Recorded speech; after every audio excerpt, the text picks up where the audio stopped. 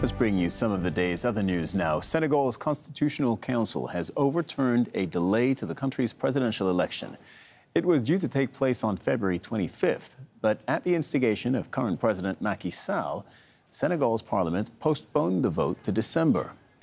Anta Babacar is an opposition presidential candidate. She joins us live from Amadis in Senegal. Your reaction to this ruling by the Constitutional Council?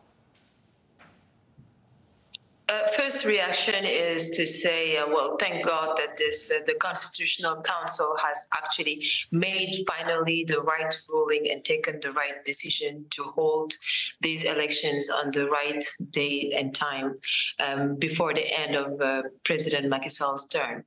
We are hoping that this is going to naturally bring peace back to our country and restore the democracy that we have in Senegal. So this decision is well welcomed by the people, by the Senegalese citizens, and of course, naturally, as well by the candidates that we are hoping to actually hold these elections on time. Okay, sorry, I beg your pardon. I'm sorry to interrupt you. You're a candidate in this election. The election was supposed to take place on February 25th. That's in 9 days' time. I don't think anyone expects it to happen in 9 days. What do you think happens now? Okay, the only thing that can happen is these elections to be actually held before April 2nd. April 2nd is considered as a deadline. That's the time where the President Macky Sall's mandate is officially ending.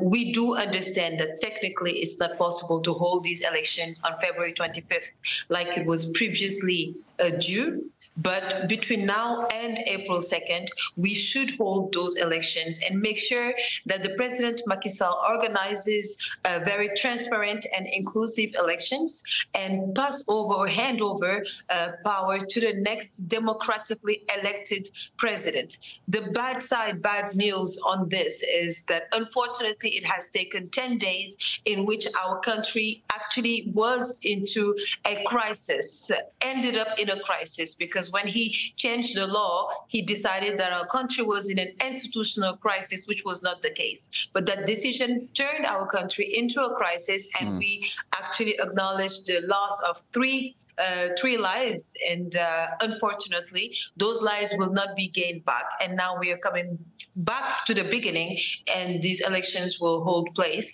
And it's good news for us because it's also helping us to restore the democracy in the Senegal's democracy in the face of the world. And do you expect Macky Sall now to comply with the Constitutional Council's ruling, And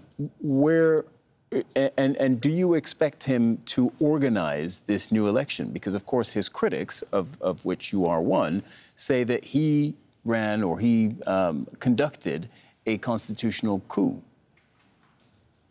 We believe that his intentions were and probably still are to stay in power. So that's why we are being very careful and very reluctant. We're not jumping to the sky right now and over the moon. We're being very, very careful because we don't know what next is going to come. But what's for sure right now, the power that he holds in his hands is officially just asking him to organize the elections before the end of his term. If he does otherwise, I think we will all know that what we were saying is going to be actually true.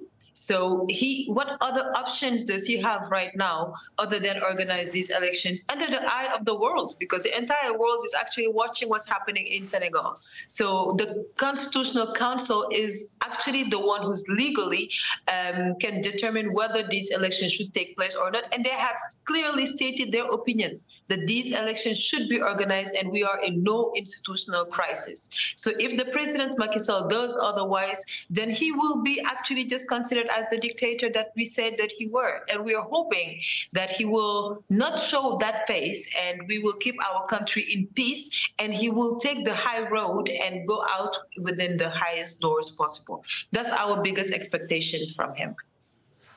Anta Babacar, opposition presidential candidate in Senegal's presidential election. Thank you very much for joining us on the program this evening. Still ahead.